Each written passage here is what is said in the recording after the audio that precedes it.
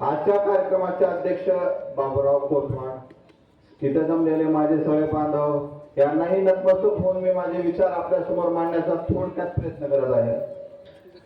आज परिस्थिती हरवळ ग्रामपंचायत 2023 विशेष म्हणजे लातूर जिल्ह्याचं लक्ष हरवळवर आणि हरवळचं लक्ष मदारीवर का एका माणसाला पाडण्यासाठी एवढी जिद्द का असावी विचाराची तफावत। अरे मित्रांनो, तुम्ही बांधसाल ते धोरण आणि आम्ही ठरवू ते धोरण, ह्या तत्वावर आम्ही चालणारे माणसं। अरे आज आपण का पुण्या लेवलला चाललोय, काय करायला फक्त पैशासाठी नको ही। अरे मित्रांनो, तुम्हाला सांगण्यामध्ये आनंद होईल पुण्या गोष्टीचा। ज्याच्या मागे आपण जातोय तो स्वाभिमान आहे आणि इथल्या सगळ्या जे काही माझे भाषण ऐकत असतील किंवा इथं सभेला जेवढे काही लोक आहेत त्यांना मी मनापासून आभार व्यक्त याच्यासाठी करतो की कुणी पैशावर विकणारा नव्हता, कारण इथं जर पैशावर विकणारा असता तर थांबलाच नसता, प्रवाससोबत गेला असता, कारण गाड्या भरून चाललेल्या आहेत। आपलं त्याच्याबद्दल हे दुमत नाही, आमची लढाई फक्त विचाराशी आहे आणि समाजातल्या या प्रत्येक घटकाशी आहे। आपल्या माध्यमातून काय समाजसेवा ही करणं प्रत्येकाचं कार्य आहे, कोण वेगवेगळ्या मार्गाने करतं, त्याच्यामुळे मला काय भेटेल ही समाजसेवा नसते। समाजसेवा म्हणजे निस्वार्थीपणे केलेली सेवा। गेले 4.5 वर्ष व्यंकटमामा पराळे करत आहेत का आधार अपडेट असून प्रत्येकाचा दवाखाना असेल, कुणीही टायमाला कुणीही वेळेमध्ये फोन केल्यानंतर उपस्थित राहणार। ह्याच्यामध्ये कसं आहे, एक थोडक्यात सांगण्यासारखं म्हणजे आपल्या गाव लेवलला एक विचार करण्याची बाब म्हणजे जात। अरे मित्रांनो, जातीपातीच्या पलीकडे येऊन थोडस राजकारण करा, कुणाचे पाय घ्यायचे डोक्यावर हे तर कळालं पाहिजे। हा स्वाभिमान थोडा तर जपारी मित्रांनो, कारण आमचं कसं वैयक्तिक मत थोडं स्वाभिमानासाठी जर हा प्रत्येकाची इच्छा राजकारणामध्ये यावं, समाज कार्य करावं, लाचारी नको। लाचारी केली की संपला माणूस। एखादी सवाल आहे, गेल्या वेळेस आम्ही एका व्यक्तीच्या मागे होतो, आनंदाने त्याचा शेवट काढला, त्याचा विजय झाला का तर आम्ही स्वाभिमान जपला। इथं जे जमलेले माझे मतदार आहेत ते स्वाभिमानी आहेत। पैशाचे काय 4 दिवसाचे आवाज असतात की त्यानंतर तुम्हाला कोणी बोलणार पण नाही, ही तेवढीच विषय आहे। जे वगैरे तर तुमची पण चर्चेत राहणार नाही। प्रथमतः विकासाचा मुद्दा मी काय असेल काय नाही गावामध्ये गेलेल्या 5 वर्षाचं मीही काही बोलणार नाही, कारण की त्यांच्या पद्धतीने त्यांनी विकास केला ह्याबद्दल त्यांचेही अभिनंदन करतो। गावामध्ये थोड्याफार गोष्टी राजकारण करत असताना थोड्याफार चुका होत असतात, हे चलत असतात, परंतु जे आपल्या गावाबद्दल विजन म्हणजे स्वप्न गावाबद्दल काय तुमचं हे मांडण्याची पद्धत वेगवेगळी। आज गावामध्ये बारीक सारीक लोक आहेत, त्यांच्या अडचणी येतात, दवाखाना काय आहे। आता कसं होतंय की इथल्या लेवलला आपण विचार एवढाच करतो की एखाद्याला दवाखान्याची मदत असेल ते आपण पुरवू शकत नाही, आणि कार्यकर्ता जर असा असला तर त्याची मदत कुठूनही येऊ शकते, आणि ती जमत म्हणजे श्री फक्त व्यंकटरावजी पराळे साहेबांमध्ये आहे। दवाखाना ही बाब फक्त शून्य मात्र आहे, विकास त्याला असतो। माननीय व्यंकटरावजी पराळे साहेब आणि एकनाथ भाई शिंदे एकदा जिल्हा अध्यक्ष झाले, आज त्या लेवलला ह्याची काम करण्याची पद्धत आहे। 1965 पासून हे राजकारणामध्ये सक्रिय आहेत।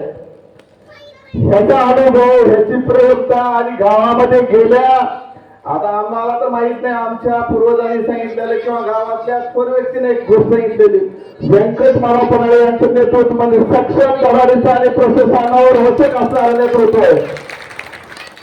एखादा तलाट्याकडे एखादा गावातला व्यक्ती जातो, म्हणजे समजा निराधाराची पगार आहे किंवा घरकुलाचं थोडंसं काम आहे, तिथे गेल्यानंतर उद्या ह्याची सही आणा, व्यंकटमामा पराळेचं नाव घेतलं अशी होते का होतं त्या प्रशासनावर त्यांचे वचक आहे।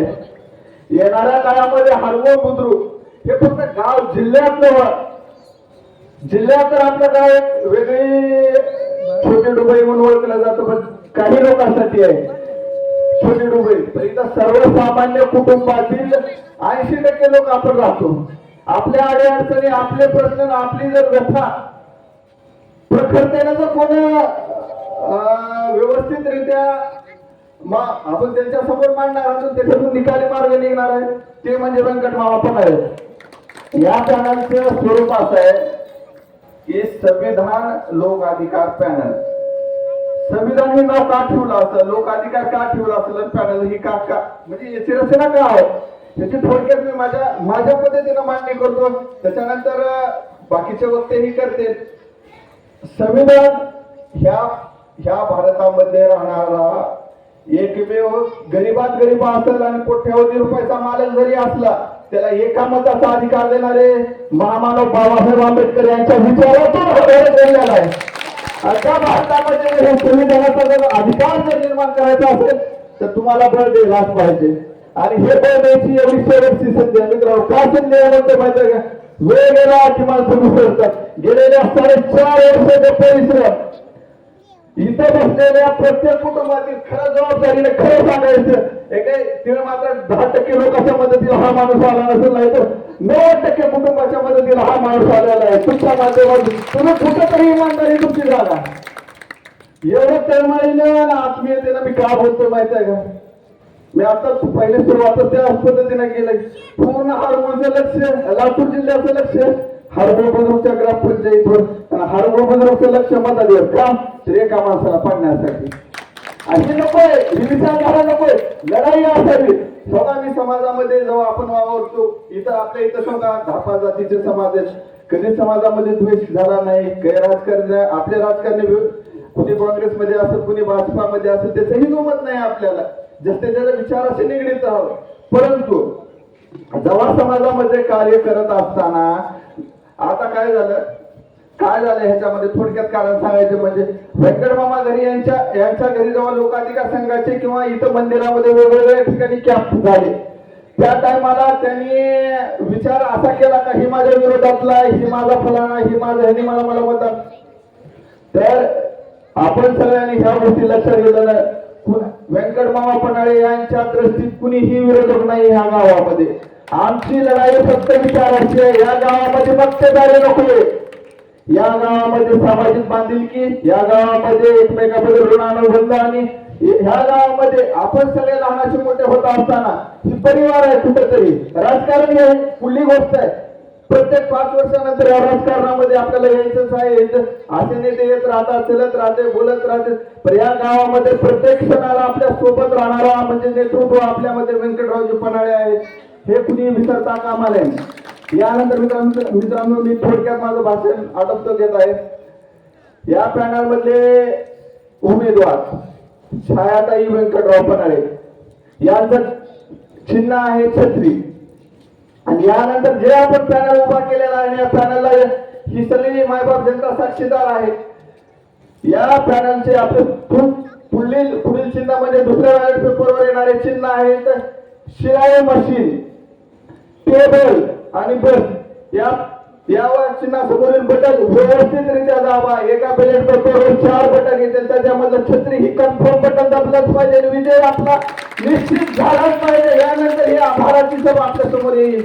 एवढं बोलून मी माझ्या भाषण संपवतो. जय हिंद, जय महाराष्ट्र.